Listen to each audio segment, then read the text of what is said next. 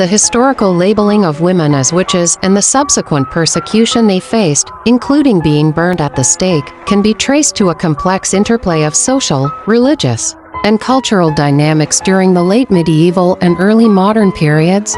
Primarily, women who were marginalized, often those who were poor, old, or lacked male protectors, were disproportionately accused of witchcraft.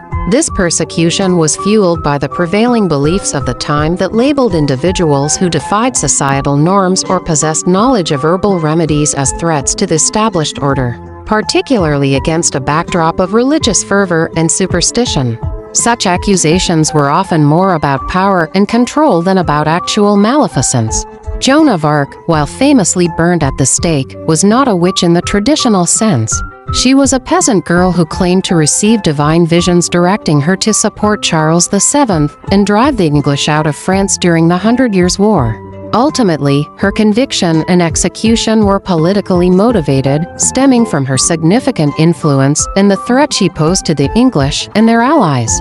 Although she was accused of heresy and witchcraft during her trial, her story illustrates how the label of witch was often used to discredit and eliminate powerful women who challenged prevailing norms and authority.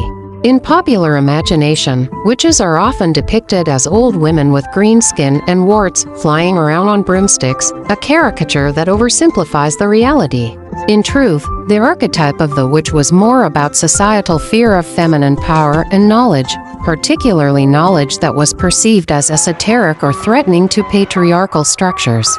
Witches were often healers, midwives, and women possessing skills that threatened established medical practices, leading to their vilification.